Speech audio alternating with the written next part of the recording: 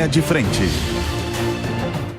Olá, está começando agora mais um Linha de Frente neste sábado. Seja muito bem-vindo, muito bem-vinda. Eu sou Beatriz Manfredini e agradeço a todos pela companhia desde já. E no programa de hoje nós vamos debater, como sempre, os assuntos que agitaram o Brasil e o mundo durante essa semana, com destaque para o novo pedido de Bolsonaro para prisão domiciliar, as indefinições dos vices para a eleição, que estão a todo vapor, e os casos de crimes sexuais contra mulheres e crianças. E olha só a bancada feminina que me acompanha hoje. Nós temos por aqui a cientista política Maria de Carli, também as advogadas Cíntia Nunes e Luciana Gaston e a comentarista política Luana Tavares. Meninas, boa tarde, bem-vindas mais uma vez ao Linha de Frente, sempre bom tê-las aqui comigo. Nossa bancada feminina de todos os sábados começa, como sempre, principalmente com os assuntos, claro, que repercutiram muito aqui no Brasil, nacionalmente, e podem impactar bastante gente em todo o país. O ex-presidente Jair Bolsonaro continua preso, cumprindo pena de 27 anos e 3 meses de detenção na Papudinha, em Brasília. Os peritos da Polícia Federal concluíram que o ex-presidente sofre de diversas comorbidades, como obesidade, hipertensão, apneia grave, refluxo, lesões na pele e também aderências intraabdominais. Mas indicaram que não há necessidade de transferência para cuidados em nível hospitalar. Os médicos apontaram que Bolsonaro não apresenta sinais de pneumonia, anemia e depressão, como os médicos particulares do político colocaram. Tirando essas questões, cresce a pressão política para que Bolsonaro seja transferido para que seus aliados chamam de prisão domiciliar humanitária. O governador de São Paulo, Tarcísio de Freitas, se reuniu com alguns ministros do Supremo Tribunal Federal oficialmente para tratar de uma renegociação de dívidas. Mas, na verdade, o que se sabe é que ele também apresentou o caso de Bolsonaro, como já vinha fazendo pelo telefone há algum tempo, viu? E nessa semana, a defesa do ex-presidente apresentou um novo pedido da domiciliar ao ministro Alexandre de Moraes. Será que muda alguma coisa? Já vou jogar para as meninas essa questão. Lu, vou começar com você. Lembrando que nessa semana, Tarcísio disse o seguinte. Lu, nós temos duas Lus, né? Eu tenho que hoje indicar. Então, mas Luciana Gaston, lembrando que Tarcísio disse que realmente conversou sobre isso com os ministros e que o sentimento, a sensação dele é que está mais factível nesse momento a prisão domiciliar. A gente tem, inclusive, Diego me avisa, meu editor-chefe, que tem uma falinha de Tarcísio sobre isso. Vamos acompanhar antes do comentário da Lu. Existe assim, um sentimento que está sendo construído, que isso é plenamente factível, isso tem precedente, nós temos outros casos, né? O presidente Collor hoje está na mesma situação, a gente está buscando esse presidente Bolsonaro também. Vamos lá, então, Luciana Gaston. Eu entendo, primeiro, boa tarde a todas, eu entendo como perfeitamente possível. Eu acho que é uma questão humanitária, sim. Nós temos uma pessoa com 70 anos de idade que levou inúmeras facadas lá por aquele maluco e que está passando por situações extremamente complicadas. Eu hoje vejo parcialidade de quem, essa é a minha opinião pessoal minha, de quem está avaliando o ex-presidente Jair Bolsonaro. Porque se os médicos de hospitais tão renomados dizem que ele está depressivo, que ele corre risco de vida, que ele tem uma série de problemas de saúde, então o porquê não o ser divergente, no caso, os laudos que foram apresentados. Eu acho que o quanto antes ele sair de lá, vai ser melhor para ele. Agora, uma coisa é fato. Até abril, quando a gente começa ali realmente as prévias eleitorais, quando já vai ter sido definido se efetivamente o Flávio vai ou não ser, que já sabemos que vai ser o presencial que vai concorrer pelo PL, e aí o Bolsonaro não vai representar mais nenhum risco, aí eu acredito que vão tomar finalmente a decisão de tirá-lo de lá. A única coisa que eu torço é para que ele não sofra um mal maior e que tenhamos tempo bastante para que ele saia de lá com a sua integridade física não tão mais comprometida do que como já está. Agora, a gente vê, pessoa comete um latrocínio de um celular ali na rua, sai pela porta da frente de uma delegacia, rindo de todo mundo. Não fica nem na prisão, na preventiva, na audiência de custódia já vai para a rua. Agora, uma pessoa com estado de saúde como a do presidente Bolsonaro, fica lá mantido ao meu ver, uma prisão extremamente irregular. Quero ouvir a Cíntia também sobre isso. Nessa semana, um pouco antes dessa fala de Tarcísio, dei uma apuração aqui na Jovem Pan com o editor-chefe do site, o Matheus Aleoni, em que a gente falou, Cíntia, que a direita está fazendo uma conta de ministros que já estão ali andando de forma favorável a essa prisão domiciliar. São 5 na conta deles, incluindo o presidente do STF, Edson Fachin, aí também tem ali Luiz Fux, tem Gilmar Mendes, tem Nunes Marques, e a conta, então, está fechando ali para pelo menos metade, porque eles contam 5 votos, André Mendonça também, tinha me esquecido, de 10 ministros que a gente tem agora, né? Você vê essa caminhada também? Olha, Beatriz, primeiro, boa tarde a todos, boa noite. Nós estamos aí com uma situação bem... 6 horas já é meio tarde, meia-noite, né? Então, a gente tem aí uma situação um pouco complicada. Eu concordo super com a Luciana quando ela diz que tem tudo para que essa prisão domiciliar, esse benefício, entre aspas, seja concedido, mas que também tem uma questão de jogo político em tudo isso. E eu também acredito, Bia, que por mais que o cenário venha caminhando para que isso, até porque a pressão política para essa prisão humanitária, para que ela venha, é grande. Mas existe, por outro lado, sempre esse receio. Enquanto o jogo do tabuleiro não estiver completamente definido com quem vai ser efetivamente representando cada posição político-partidária, eu acredito que isso não vai sair até antes de meados de abril. Mas, como também disse a Luciana, também temo, né, que eventualmente alguma coisa pior, o estado de saúde se agrave, e aquilo que a gente fala sempre, independente de qualquer coisa, isso é minha opinião, a penalidade imposta, ao meu sentir, é exacerbada e não justificaria esse tipo de coisa com o ex-presidente, com a idade que tem e com esse cenário. Acredito que neste ano a prisão domiciliar vai acontecer, mas antes disso, porque veja bem, né, não me estendendo, mas já houve várias negativas, então agora simplesmente ceder sem que tenha um fato para que diga, não, a gente mudou de ideia, não, é que há um outro ponto objetivo, isso desmoralizaria as decisões anteriores e mostraria que elas têm uma outra conotação. Se surgir um fato novo, diante da pressão política que possa justificar, não, agora há uma razão para isso, talvez isso aconteça, mas eu não esperaria para as próximas cenas aí imediatamente. A Cíntia falou uma coisa que eu quero ouvir da Maria, ela falou desse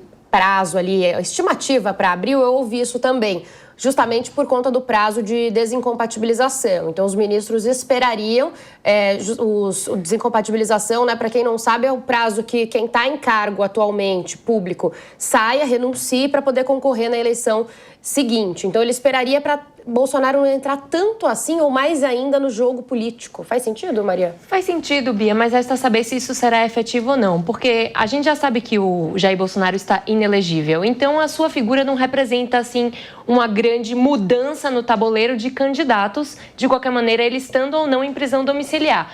E, de qualquer maneira, o seu nome e a sua força vão estar presentes aí no sistema abstrato eleitoral. Então, faz sentido na questão do pragmatismo ali, ele na prisão, a questão humanitária, a questão de ser uma pessoa mais velha com condições de saúde não tão favoráveis, isso faz sentido. Agora, no simbolismo, na simbologia política, nessa eleição, o nome Bolsonaro vai estar aí presente, independentemente dele estar ou não em prisão domiciliar. Resta saber se ele não indo para a prisão domiciliar, os seus apoiadores vão certamente reivindicar essa bandeira e ela vai estar aí na boca do povo, podendo fortalecer o bolsonarismo. Mas, de qualquer maneira, continua firme. Eu concordo com isso. Acho que realmente é o tiro que pode sair pela culatra, se for um mecanismo assim da esquerda, que pode ter uma figura até que cria-se um mártir, né? E a gente sabe que isso pode ganhar a eleição. E nada mais forte na política ou em qualquer movimento social do que um mártir, né? Exato. E também vou pedir para a Luana comentar, já acrescentando, aí Lu número 2 agora, tem também uma pressão dos senadores, tem um movimento coordenado ali no Senado para apresentar um requerimento, né, de prisão humanitária, justamente para fazer pressão para o STF não querer... Eles têm uma tentativa esse ano de não causar mais rusgas, né, mais desentendimento entre poderes, como já aconteceu bastante em 25. Então, os senadores estão achando que esse também é um caminho de pressão. Sem dúvida, Bia. A pressão está se voltando agora, né, por todos os lados em relação a esse tema. Boa noite para você que está nos acompanhando. Estou muito feliz de estar aqui de volta. Esse ano é a primeira vez no Linha de Frente, então prazer estar aqui com as minhas colegas e com a Bia. essa pressão ela vai continuar acontecendo, né? Porque, de fato, existe um fato médico, uma condição médica real. Eu concordo com a Maria, com a Luciana e com a Cíntia também em relação a vários pontos, né? Que a própria força que foi feita para que o ex-presidente fosse para prisão domiciliar, ela perdeu um pouco o sentido, logo em seguida, aquela queda que ele teve, que seria uma justificativa plausível para já se aprovar uma prisão domiciliar, mas, no entanto, por conta de todo esse cenário político que envolve também o nome do ex-presidente e as questões institucionais que a gente tem, infelizmente, no nosso país hoje, estão muito mexidas, né? A questão de legitimidade dos poderes, o diálogo entre os poderes não acontece já há algum tempo. Então, essa dificuldade também vem de muita interferência política nas decisões relacionadas ao ex-presidente. Então, ali era um momento onde poderia ter sido aproveitado para que houvesse essa justificativa, como a Cíntia falou, para uma prisão domiciliar, que agora se enfraqueceu. Porém, politicamente, como não existe um grande outro fato, vamos pensar aqui como eleitores, né, do bolsonarismo. Você não tem um outro grande fato. O seu líder está preso. O filho está como pré-candidato, né, o Flávio Bolsonaro, mas também não tem nenhum fato novo envolvendo. Teve a caminhada com o Nicolas Ferreira, né, que é a tentativa da base de gerar fatos políticos. A gente tem que sempre analisar, né, a perspectiva política envolvendo os fatos e entender que estão se criando, né, ou buscando criar novidades para que você continue alimentando a base eleitoral até a eleição. Então, essa pressão vai continuar. Óbvio que a gente espera, né, que caso haja legitimidade para ela, o ideal é que aconteça, e também concordo com a Maria que não teria um grande impacto. Na verdade, eles parariam de ter fatos para pressionar e continuar colocando o ex-presidente ali numa posição desfavorável, né, ou como vítima dessa pressão e a falta de humanidade do próprio Poder Judiciário, e deixaria talvez um pouco esvaziado também a pauta da extrema-direita, né, da direita em relação a Jair Bolsonaro. Então, vamos acompanhar para ver se essa pressão vai ter efeito no curto prazo ou se ela vai se prolongar aí até a eleição, pelo menos. E falando do Bolsonaro pai, vamos falar também do filho 01. Flávio Bolsonaro segue aos poucos consolidando a pré-candidatura à presidência da República. E agora avançam as articulações para a formação da chapa. Tem várias dúvidas no ar, né? A primeira é quem será o vice ou a vice de Flávio. Tem muita gente de olho nessa vaga, claro. Aliados se movimentam com indicações, como a do governador de Minas Gerais, Romeu Zema, e também da Tereza Cristina, senadora por Mato Grosso, que conta com forte apoio no Congresso e também do agronegócio. Ambos já foram defendidos publicamente pelo presidente do PL, Valdemar Costa Neto. O senador catarinense Esperidião Amin e o deputado federal paulista Guilherme Derrite correm por fora também disso. Inclusive, eu vi essa semana que tinha plano A, B e C, pelo menos para Flávio Bolsonaro. E aí, Maria? A, B, C, quem deve sair? Minha opinião, e eu acho que assim é muito genuína, eu acho que o mais forte nome, tem muitos nomes muito fortes, mas eu acho que seria muito estratégico o Flávio chamar o Zema. Por que eu digo isso? Porque Minas é o swing state brasileiro, é o grande estado pêndulo. Esse é um conceito que a gente usa muito na política, que são os estados que decidem, eles não têm uma definição política concreta, ou não são, digamos assim, petistas raiz ou bolsonaristas raiz. Então, eles mudam de acordo com a lógica das eleições. Então, é o grande estado pêndulo do Brasil. Levando esse governador desse estado pêndulo pode trazer muita força para a campanha de Flávio Bolsonaro, porque Minas já definiu eleições. Eu já disse aqui anteriormente, por exemplo, a eleição do Aécio contra Dilma. Tiveram outras, então é estratégico nesse sentido, e também traria um novo tipo de eleitor, que não é um bolsonarista raiz, é um bolsonarista mais novista, de um outro tipo de direita, que é uma direita mais liberal, e poderia aí ganhar simpatia ao futuro presidenciável. Também, os outros nomes também são muito fortes. O Derrite, por exemplo, é o nome que está assim, articulando muitos projetos de segurança no Congresso, né? É o secretário de Segurança do Tarcísio, estava de licença para pautar a relatoria da antifacção, do PL das antifacções. Então, é um nome forte, mas também especula-se que vá para o Senado. Então, o jogo no tabuleiro de xadrez político ainda está muito incerto. Eu dei o meu palpite, não sei se vocês concordam comigo. Inclusive, o Derrite, o problema que se fala aqui em São Paulo é que abriria essa lacuna, esse vácuo, porque não tem outro nome no Senado, né? Luciana, o que você acha desse possível vácuo no Senado e do nome de Tereza Cristina, que aí traz um outro ponto que tem sido citado, que é o eleitorado feminino, né? Sim, pouco presente. No último programa que eu participei, justamente a questão da participação de uma mulher como vice. O que me preocupa, em que pese ela ser ali do centrão, uma proximidade muito maior com o Valdemar, é o fato de que ela é uma mulher. E no Brasil, culturalmente, mulheres não votam em mulheres. E eu concordo com a Maria quando ela fala do Romeu Zema, que o Romeu Zema é um nome que pode definir a eleição. Mas eu também tenho uma preocupação com relação ao Romeu Zema, que ele não está conseguindo fazer com que seu vice cresça nas pesquisas. Então, isso pode ser um sinal ali que o Flávio vai ter que ficar de olho. Agora, com relação ao Senado paulista, entregar 2 vagas, uma para Tebet e a outra para o Haddad, ambos de esquerda, neste momento, que uma vez vindo se configurar o cenário que está aí, parece que já traçado, Flávio como presidente, ele vai ter 2 senadores do principal estado contra ele. Eu acho que precisa focar sim no Derrite para o Senado, porque eu acredito que ele tem grande chance, e uma vez o Tarcísio sendo reeleito, Flávio na outra ponta, a direita vai se fortalecer, não só junto à Faria Lima, como do próprio agro, e vai manter uma hegemonia da direita lá em Brasília. Então, eu acho que precisa ficar muito atento nessa escolha e não deixar jamais São Paulo descoberto, porque aí a gente cai naquela situação de uma direita dividida que entregou de bandeja um cargo tão importante. Agora, a gente fala muito de Flávio, fala muito de Tarcísio, a própria Lu citou agora o nome do governador de São Paulo. Nessa semana, Flávio Bolsonaro, pré-candidato à presidência da República, esteve aqui na Jovem Pan, participou do programa Pânico. A gente separou um trechinho em que ele fala um pouco dessa relação com o governador aqui de São Paulo. Vamos acompanhar. O Tarcísio é um baita do nome, é um cara que é do nosso grupo, do nosso time. Eu considero demais o Tarcísio, sempre respeitei e admiro o Tarcísio, o trabalho que ele está fazendo no governo de São Paulo. Em 2022, ele se elege com o Bolsonaro empurrando ele, e hoje ele tem ele construiu uma imagem positiva pela sua competência aqui como governador de São Paulo. E assim, se não fosse o Tarcísio candidato a governador de São Paulo, a gente não teria alguém forte para substituí-lo à altura aqui em São Paulo. Quero saber da Cíntia, se falas como essa, Tarcísio também chegou a dizer que agora, depois do Carnaval, vai se reunir com o Flávio, vai dar a mão para Flávio.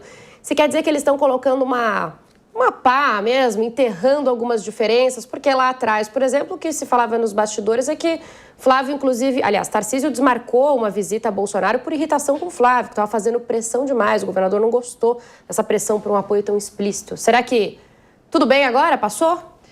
Olha, eu não faço ideia se de fato esse estresse aconteceu por esse motivo ou outro, mas existe uma coisa muito inteligente em tudo isso, que é mostrar a união de toda forma, porque se nós começarmos as eleições, né? Aliás, já estamos nela informalmente desde o ano passado.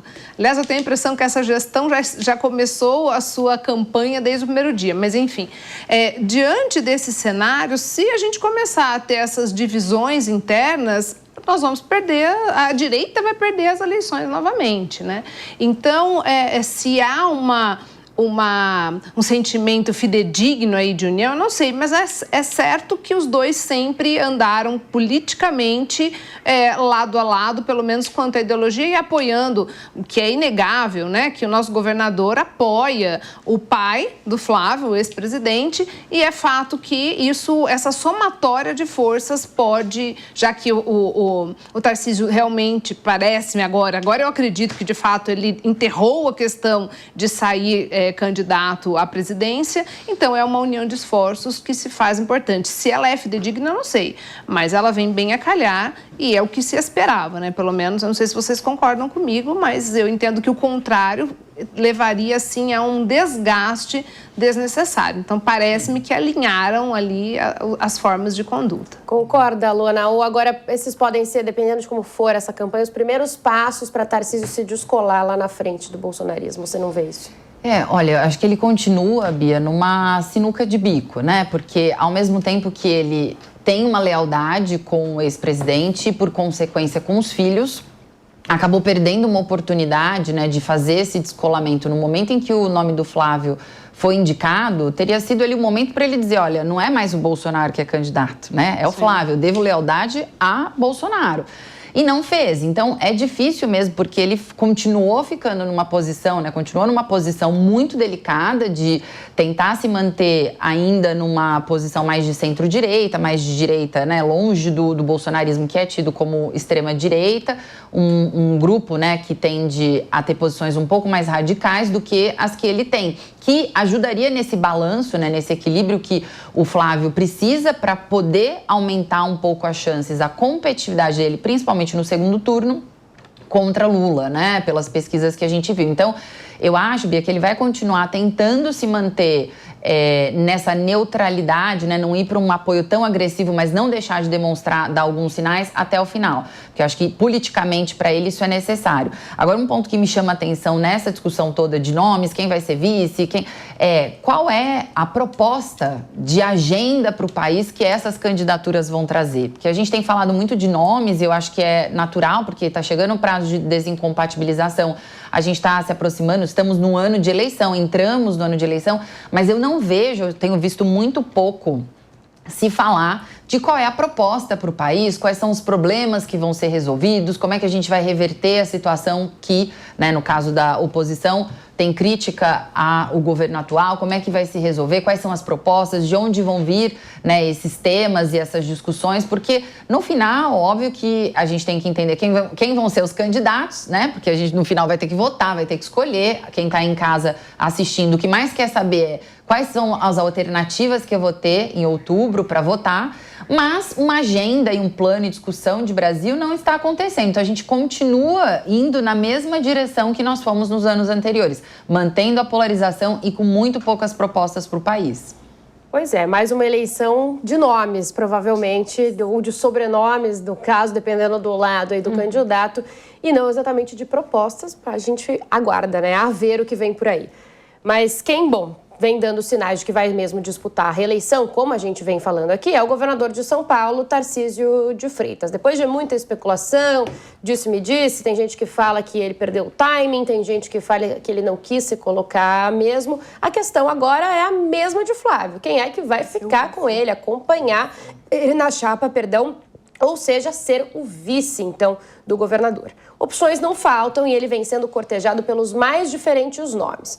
O atual vice, Felício Ramute, do PSD, quer continuar. Quem estava bem cotado, mas agora sofre resistência, é o cacique Gilberto Kassab, presidente do partido, inclusive, de Felício Ramute, atual vice. Valdemar Costa Neto também está tentando ali um espaço e quer alguém do PL, que poderia ser o presidente da Alesp, André do Prado. O MDB também entrou na jogada e quer a vaga, mas aceitaria, além da vice, uma das duas candidaturas ao Senado. A outra, como a gente comentou aqui, já está comprometida com o Guilherme Derrite, do PP, Progressistas. No fim das contas, o que parece aqui em São Paulo é que todo mundo quer ficar com o Tarcísio. É ou não é, Maria? Inclusive eu estava ouvindo você dar essa notícia e falei, meu Deus, a política no Brasil é que nem os Jogos Vorazes. Aquele filme que vocês já devem ter visto, de Hollywood, bem famoso, que é aquela disputa para quem ganha no final o lugar no pódio, e é justamente o que está acontecendo essa disputa aí com o vice. São nomes muito fortes, cada um tem a sua representatividade política.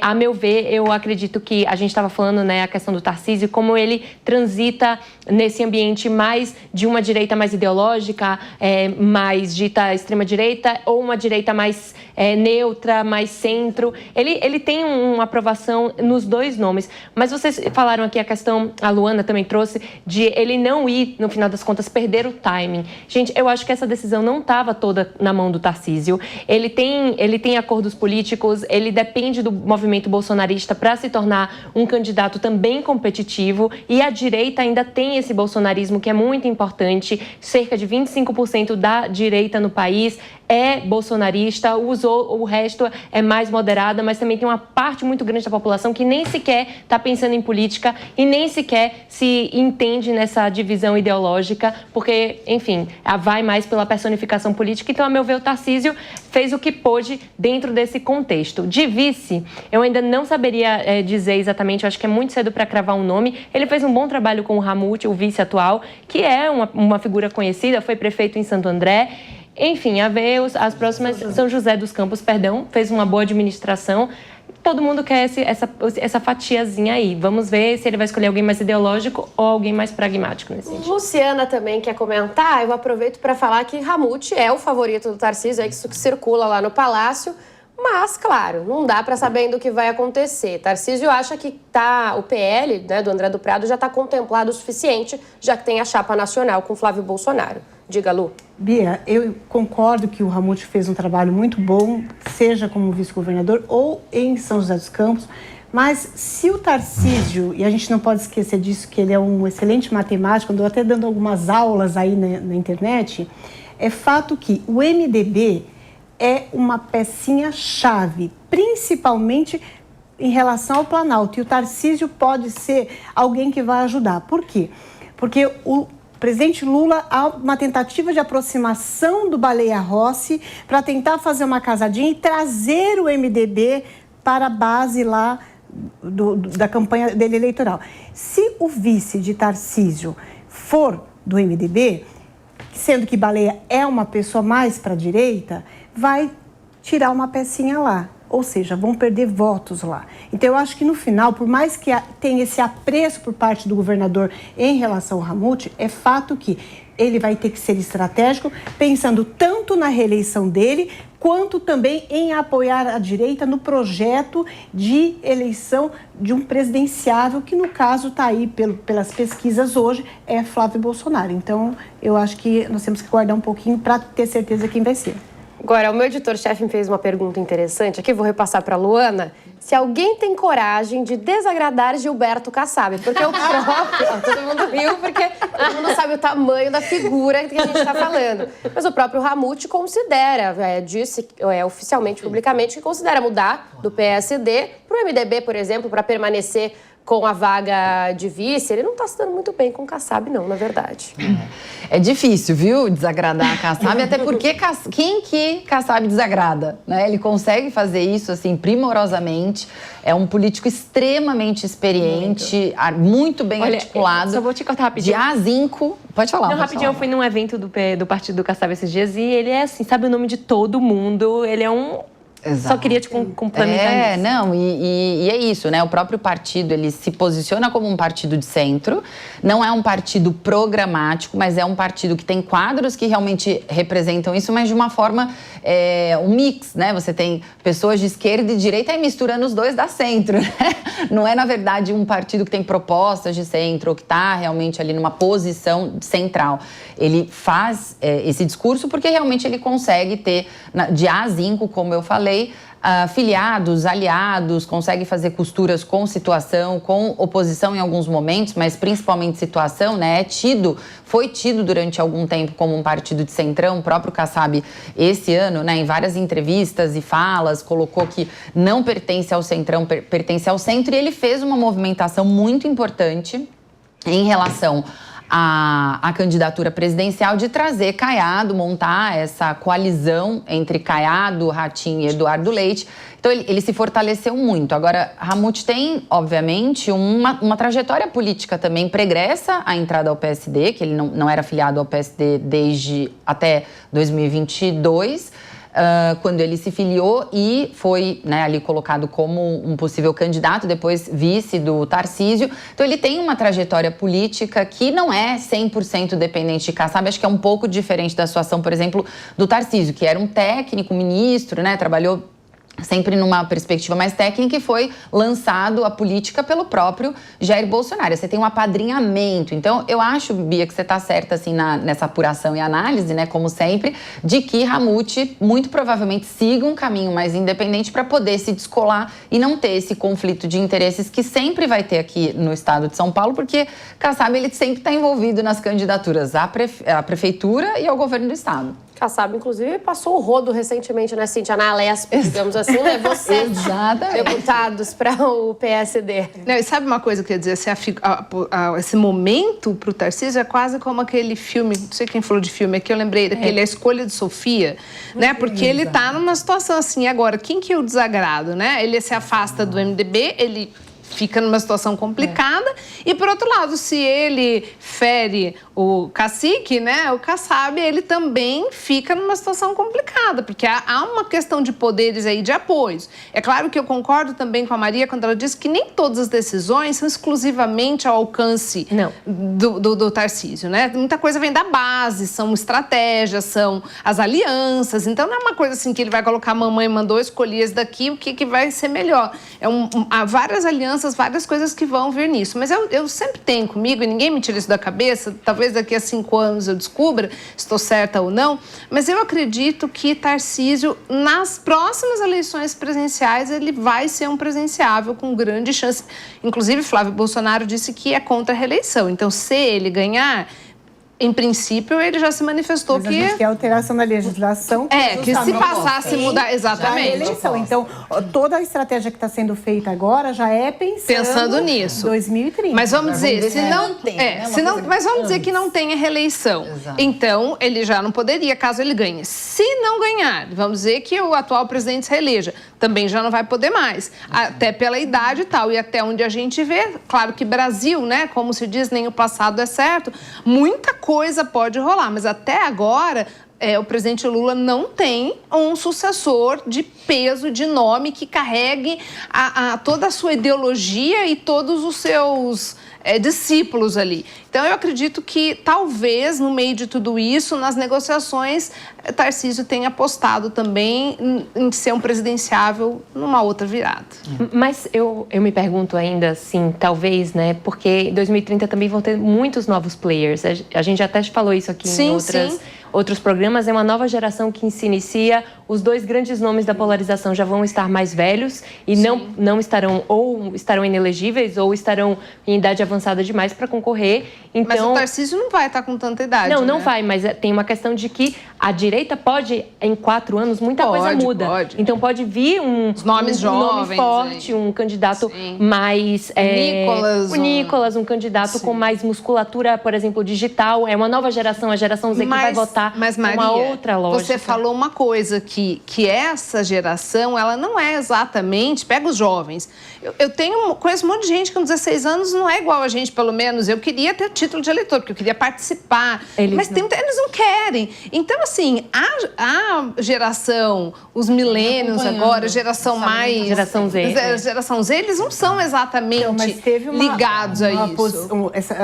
Recentemente, semana passada, o TSE soltou uma notícia na qual o número de jovens que estão... Aumentou? Tirando o título de eleitor a partir dos 16 anos, aumentou. Então, se a gente tem um movimento aí crescente, que não para de crescer, eu sou mãe de uma adolescente que no dia que fez 16 anos falou, eu quero tirar o título para votar no Nicolas. Isso vai mudar, esse cenário vai mudar. Mas é que eu já tenho uma sobrinha de 19 que só vota porque ela é obrigada. Assim, você vai falar de política, eu conheço várias pessoas nessa... Então, é uma situação... É um misto. Então, eu só acho que assim, eu não concordo com você, Cíntia, porque eu acho que essa geração, e eu vejo, essa geração já cresceu com o celular na mão, ele já tem um acesso que a gente não teve antes à política. A política virou uma coisa muito mais tangível e democrática, então a política faz parte do dia a dia. Hoje, os pop stars dele são deputados, são vereadores... Entendeu? Então, assim, é uma galera que certamente vai estar mais... Eu não vejo como popstar deles, eu não sei, honestamente. A esquerda tem um movimento hoje para formar um Nicolas para chamar a atenção. Na verdade, eles precisam fazer, né? Porque se eles quiserem ter uma chance, não tem outra opção. Não tem opção nenhuma. Inclusive, na esquerda, tem alguns nomes de governadores, a própria Tabata, João Campos, que agora assumiu a presidência do PSB... Tem o governador Rafael Fonteles, que tem uma posição um pouco mais moderna, né? Além de serem jovens, estão mais conectados. E eles estão também se formando para ter uma oportunidade numa eleição posterior, porque sabe que ainda... Lula tem um monopólio ainda, né, na esquerda. Ninguém se lança, ninguém se projeta, porque tem que pedir a bênção, naturalmente, porque ele tem, né, ali uma liderança ainda política muito forte. Mas essa geração digital, sem dúvida, vai mudar o jogo nas próximas eleições. E tomara que mude, os que estão engajados, porque sempre vai ter, né, aqueles que não são tão engajados. Mas eu acho que esse fato que a Maria trouxe do digital mudou o jogo. Assim, tá muito rápido e também, óbvio, né, traz muitas questões frágeis, porque vende muito, né? Quem performa melhor nos vídeos, não necessariamente quem tem mais conteúdo prático, experiência, mas vai ser uma virada de jogo para todos nós que acompanhamos política, que somos eleitores, porque essa nova geração vai impactar em mudanças também no cenário de nomes e de forma de votar. Bom, olha, falando em Jogos Vorazes, que a Maria citou, só uma curiosidade inútil, mas é engraçado porque eu ouço muito esse filme Entre as Fontes. Eles citam muito olha isso. Só. Deixa lá os Jogos Vorazes. Já ouvi pelo menos 5 vezes, assim que eu me lembre. Rapidamente, então achei curioso. Tô convergindo com esse as fato, fontes tá da vendo? Bia. Talvez a Maria seja uma das minhas... Talvez ela seja, ninguém sabe. Vocês nunca saberão. A Maria é mais jovem aqui também, né? Então ela tem mais... As referências. Mas olha, já ouvi de fontes não tão jovens também. Interessante. Boa. Vamos seguir, mas queria falar ainda de política e de algumas das principais preocupações do eleitorado. A gente tem falado muito de segurança pública, mas vira e mexe aqui no Brasil, a gente se vê diante de um problema histórico e estrutural, que é a corrupção. Não é um problema apenas, claro, do nosso país, mas um ranking internacional comprova que a corrupção realmente afeta a gente por aqui. A lista feita pela Transparência Internacional analisou 182 países e o Brasil ficou na posição de número 107. Quer dizer, em 106 países, a corrupção é menor e gera menos prejuízos do que por aqui. É o pior resultado do Brasil nesse ranking montado desde 1995, ou seja, o pior resultado em mais de 30 anos. O índice não avalia casos concretos de corrupção e nem soma investigações ou denúncias. Ele reúne, na verdade, dados de até 13 fontes independentes que captam a percepção de especialistas, pesquisadores e organizações que avaliam a governança e integridade das instituições. O relatório listou alguns casos marcantes no Brasil, como os investigados nas operações Carbono Oculto, Compliance Zero e Sem Desconto, que apurou os desvios no INSS. Luciana, sempre aqui nossa especialista em compliance, situação cada vez pior para o Brasil, então? É assustador esse cenário que foi mostrado agora. Um dos pilares, seja na administração pública, seja no setor privado, são regras básicas de governança, de reputação, evitando-se o quê? Risco, a exposição a riscos. E o que nós temos visto? Começa lá nos 3 poderes e vai subindo, vai descendo, é um conjunto que a gente não consegue entender. Então, quando você escuta que para você ter uma eleição, a ministra precisa lançar 10 regras de condutas para magistrados, o que pode, o que não pode, já é o primeiro sinal de que algo não está certo. Você tem desvios acontecendo de dinheiro público que é meu, que é seu, que é da população. Quando a gente compra no mercado um pãozinho francês numa padaria, eu tenho um imposto embutido ali que eu estou pagando, que todos nós estamos pagando. É dinheiro nosso. Então, esse cenário é ruim porque o Brasil, o investidor que vem investir no Brasil, o dinheiro fica mais caro, tudo fica mais caro, não sou economista, mas a gente vê inúmeros reflexos, a gente vê cada vez mais. Hoje eu vi uma matéria essa semana de que tinham filas de brasileiros no Paraguai para tirar cidadania paraguaia, autorização para poder abrir empresa, para poder morar, para residir no Paraguai.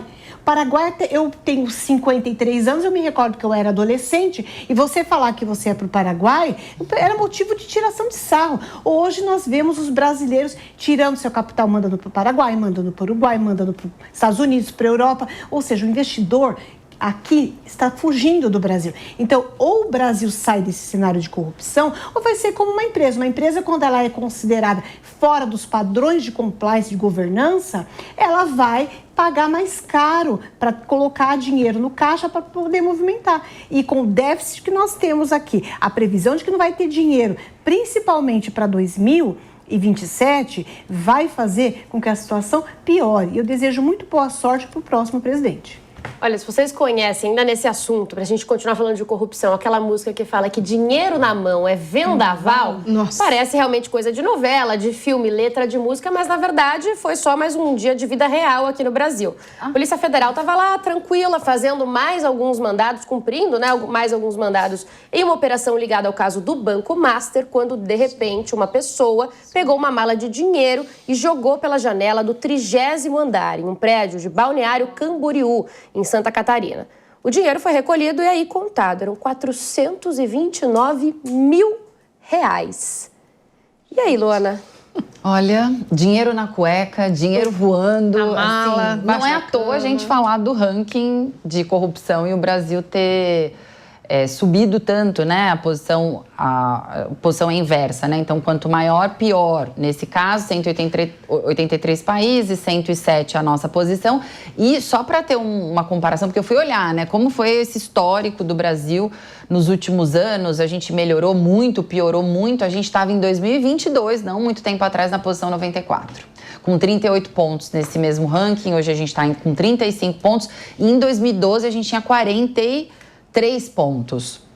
Então, piorou muito a situação, essa deteriorização da justiça, do equilíbrio entre os poderes, de casos e mais casos de corrupção. A gente está passando agora por um momento de crise que é bem emblemático, né? Em relação a isso, a gente carrega na nossa história muitos casos de corrupção, crimes do colarinho branco, mas principalmente, né, Bia e colegas aqui, é algo que está praticamente imputado aí no nosso DNA, nos pequenos gestos, nas pequenas atitudes, porque a gente tende também a apontar muito o dedo para Brasília, que óbvio tem que ser o exemplo, a gente não deve deixar de exigir isso.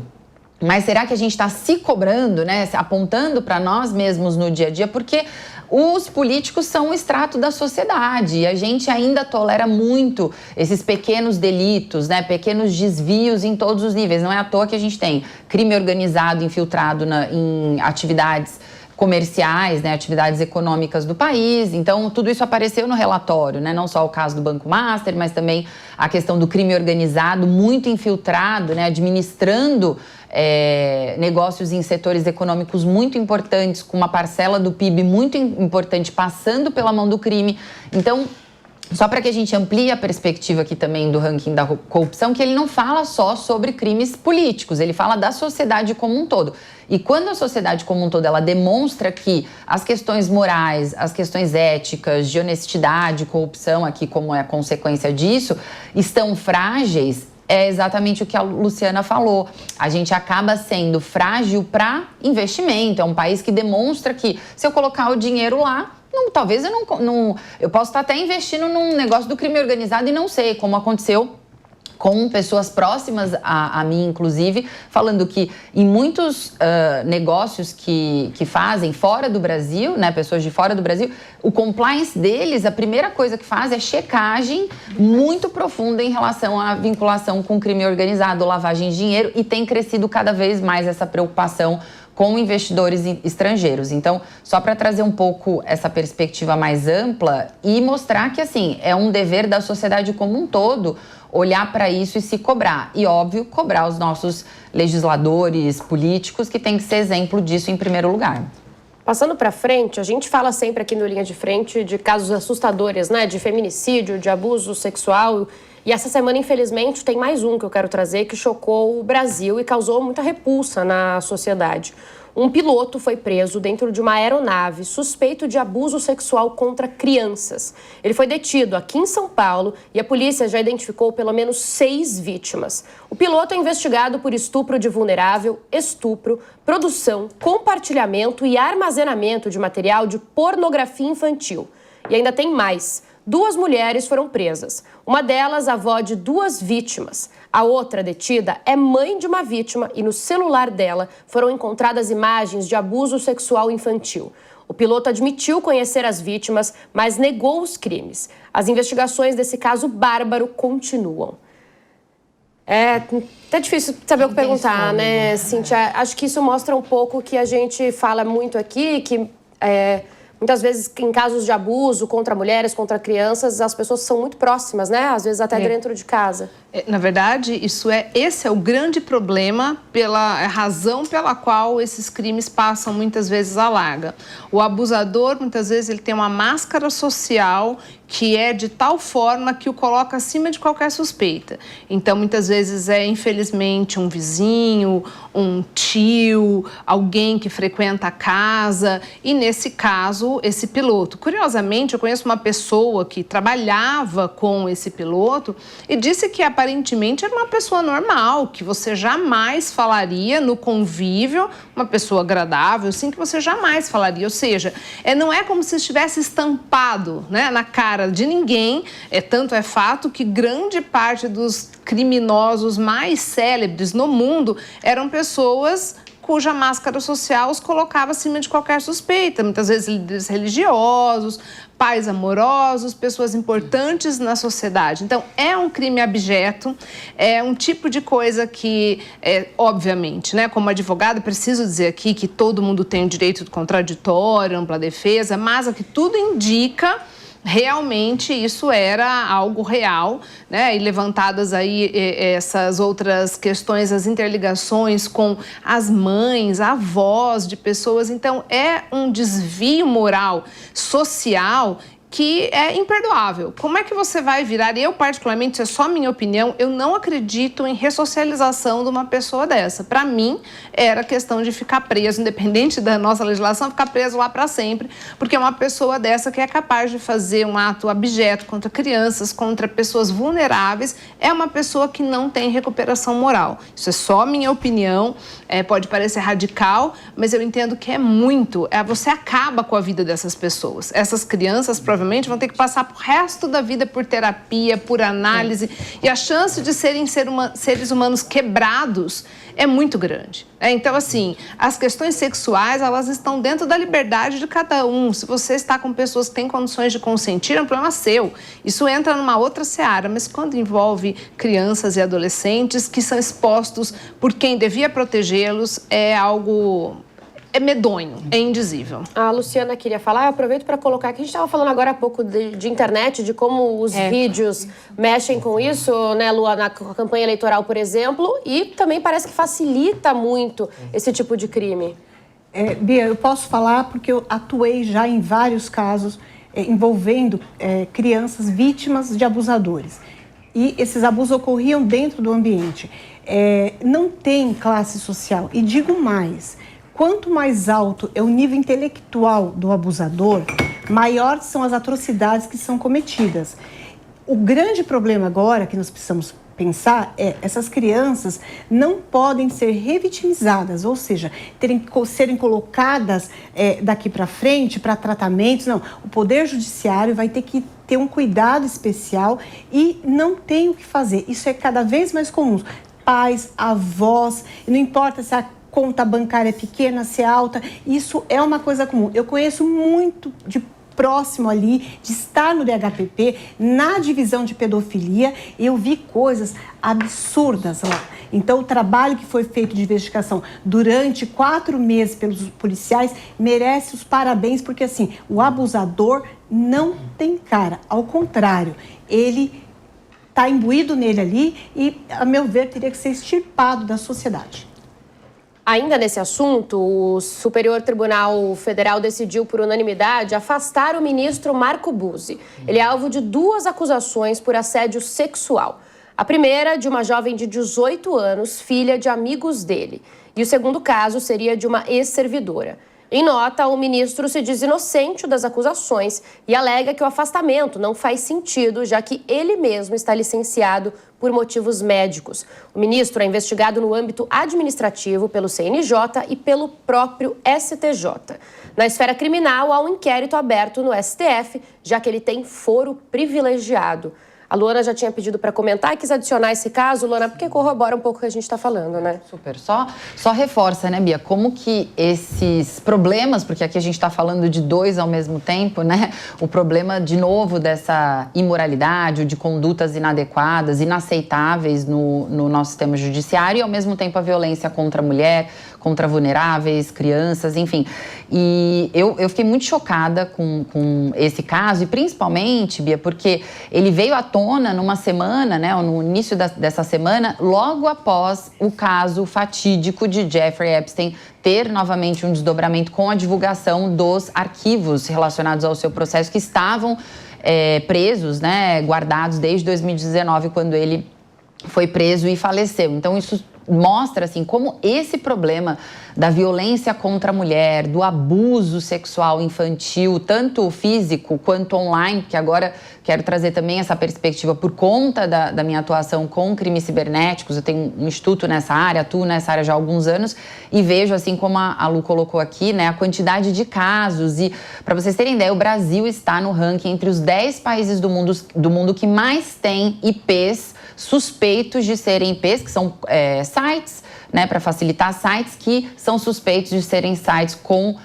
conteúdo de exploração sexual infantil. Isso é muito grave. A gente tem aqui a SaferNet, que faz um levantamento dessas denúncias, tem vários outros grupos que fazem acompanhamento desse caso e a gente não dá conta, inclusive o meu instituto, né, não dá conta da quantidade de denúncias que a gente recebe. Eu acho que esses casos estão sendo expostos e só mostram o quanto a sociedade está doente e nós não sabíamos, né, no caso do Jeffrey Epstein, muito ligado ali ao poder, né, poderosos do mundo inteiro, não só dos Estados Unidos, envolvidos nesses crimes bárbaros que ele cometia, e corrobora com esse caso aqui do piloto, que é na mesma direção. Então, que a gente esteja no divã agora trazendo esses casos à tona, mas que consiga de alguma forma como sociedade reverter, Bia, porque a situação realmente é muito grave, né? E o nível de exposição, eu concordo com a Cíntia, eu acho que as penas mais duras deveriam ser direcionadas para esse tipo de crime, que não só tem capacidade de tirar uma vida, mas de acabar com uma vida ainda com a pessoa vivendo, né? Existindo, mas sem condições emocionais de viver uma vida plena e digna. Maria, queria adicionar um dado? Eu queria adicionar um dado que vai na mesma seara relacionada à questão da violência contra a mulher, principalmente que aqui a gente mencionou casos de mulheres que foram assediadas e tudo mais, e dizer aqui, apenas falar brevemente, esses dados que a gente traz aqui, muitas das estatísticas que a gente vê também nos jornais, são subnotificados, tá, gente? Porque justamente o problema que a gente trouxe aqui é a questão de estar dentro de casa, no meio doméstico, essas vítimas muitas vezes não têm condição de denunciar. Tem vergonha. Tem vergonha. Eu queria apenas destacar um dado que eu encontrei essa semana, porque eu escrevo políticas públicas, e eu vi aqui que o Brasil registrou recorde de feminicídio, que é, né, a tipificação do homicídio contra a mulher, né, e foi recorde em 2025 o número, e desde que essa tipificação foi criada em 2015, o crescimento em 10 anos de feminicídio foi de 316%. Então eu queria só dizer, esse é um dado, o de assédio nem se fala, deve ser muito maior. Mas era isso que eu queria destacar, porque a gente ainda tem muito que evoluir como sociedade. E toda semana a gente traz esses dados aqui no Linha de Frente, e é incrível como sempre tem muitos casos novos para a gente comentar. Mas a gente está caminhando para a reta final do Linha de Frente, então vamos pular um pouco para o assunto, vamos tentar pensar um pouco no fim de semana, no que está por vir, mais leve, mais calmo, porque depois de muita especulação nas últimas semanas, agora está definido. Shakira vai ser a atração deste ano do mega show Todo Mundo no Rio. O evento, que já teve divas como Madonna e Lady Gaga, trará a estrela colombiana ao Brasil mais uma vez. Shakira vai cantar na praia de Copacabana no dia 2 de maio e deve arrastar uma multidão à faixa de areia, movimentando milhões e milhões de reais na economia da cidade maravilhosa. Esses eventos têm funcionado bastante aqui em São Paulo, né, meninas? Alguém já foi? Eu fui na Shakira ano passado. E aí? Eu sou fã dela. Foi incrível, um show muito bacana, divertidíssimo. A Shakira, ela tem uma presença de palco incrível, realmente. Eu fiquei, assim, maravilhada. Então, eu acredito que tem tudo para ser um hit e um sucesso no Rio de Janeiro. Especulava-se que era Britney Spears, mas aí preferiram a nossa vizinha colombiana. Agora, que aí quem tá rivalizando sempre com o Rio de Janeiro e com esses shows que tem feito muito sucesso pela... nem precisei completar, né? São Paulo, veio um coro. E parece que tá para sair mesmo um show aqui em São Paulo. Inclusive, nessa semana teve atualização dessa história, porque a expectativa é fazer o show na Avenida Paulista, ainda nesse ano. E o prefeito de São Paulo, Ricardo Nunes, já pediu ao Ministério Público uma data agora para 2026 e uma já para o primeiro semestre de 2027. Iriam aqui na Paulista, gente? Eu iria. Olha, com um pouco de medo a ver o que aconteceu no carnaval, né? Porque a gente teve aí recentemente uma situação que as pessoas foram... Eu vi relatos de gente que não conseguia sair, era levado pela multidão, não conseguia... Para sair, teve que pegar as saídas de metrô. Então, assim... A depender, e o prefeito, pelo que eu li, já prometeu reorganizar isso, colocar uma estratégia melhor para que as pessoas tenham rota de fuga. Entendo que a Paulista é sempre uma questão controvertida. Por quê? Porque a gente tem aí também uma questão residencial. Mas sim, em princípio, iria, desde que nós venhamos a ter aí uma segurança e uma logística melhor. Luciana também? Eu iria. A Shakira representa, assim, aquele... sonhozinho ali do final da vida, já quando você saiu, entrou na fase adulta, acho que vai ser incrível, principalmente para os adolescentes paulistas que precisam muito desse incentivo. A cultura faz muito bem. E um show maravilhoso, mas eu queria que ela trouxesse os filhos e que cantassem com ela, que são Sasha e eu não lembro o nome do outro filhinho. Considerando que a Shakira tá marcada pro Rio, quem vocês gostariam aqui em São Paulo? Ixi, agora é uma pergunta sem combinado antes. Eu gostaria de ver a Madonna, porque eu nunca tive a chance de vê-la. Assim. Não foi no Rio? Não fui no Rio, viu? Eduardo Paes, não fique triste. Mas eu gostaria de ver a Madonna aqui. É o meu sonho vê-la antes e acho que ela tem um poder de mobilização muito grande. Beyoncé. Beyoncé. As divas, elas sempre vêm assim, né? Eu acho que teria que ser um show bem emblemático, assim, e que seja bem democrático também. Porque ritmo, gente, é muito peculiar. Por mais que a gente seja brasileira, tem muita gente que só ouve rock, só ouve pop, só ouve sertanejo. Enfim, a gente tem milhares de artistas muito bons aqui no Brasil também. Mas eu acho que teria que ser uma coisa mais assim. Bad Bunny, por exemplo, tá vindo agora, né, pra fazer show. Não o show popular, né, não o show aberto.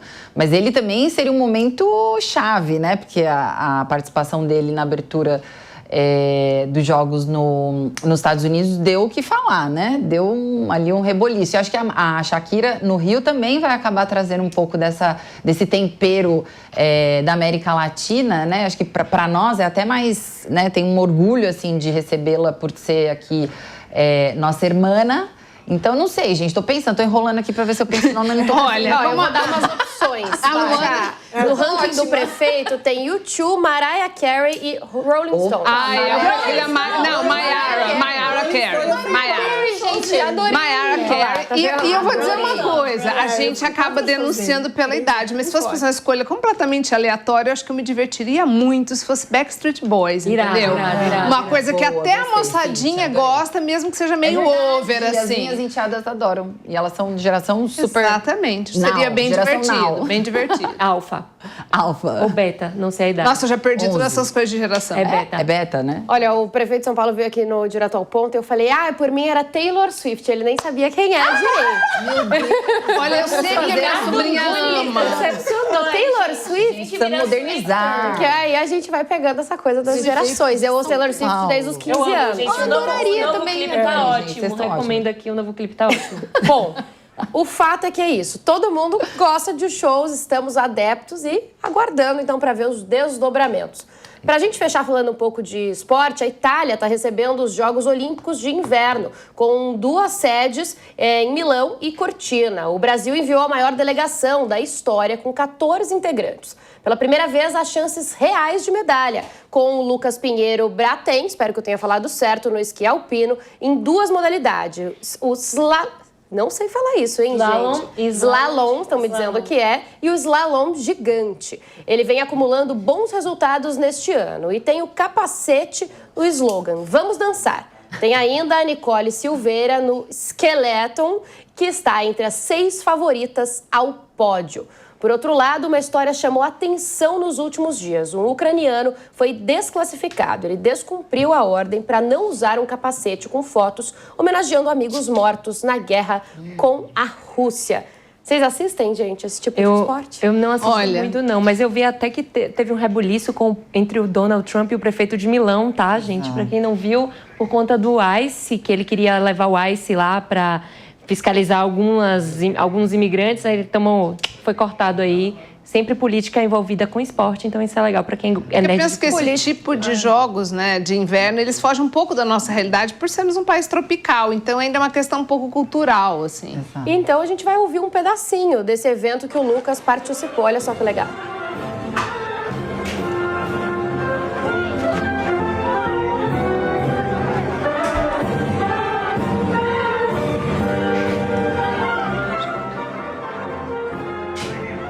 O hino nacional, então, de fundo. E aí, quando tem essas coisas, o brasileiro acaba se juntando. E mesmo nos jogos de inverno, a gente acaba todo mundo comparecendo e torcendo como se fosse Copa do Mundo. Bom, Copa do Mundo, Olimpíadas com o brasileiro, Carnaval vindo aí. Assim que eu me despeço de vocês, bloquinhos. Eu sou uma grande fã, então curtam o Carnaval de vocês. Obrigada pela audiência, obrigada, meninas, pela participação. Curtam o Carnaval também. Espero vocês no próximo sábado, 6 horas da tarde. Até mais. A opinião dos nossos comentaristas não reflete necessariamente a opinião do Grupo Jovem Pan de Comunicação. Realização Jovem Pan.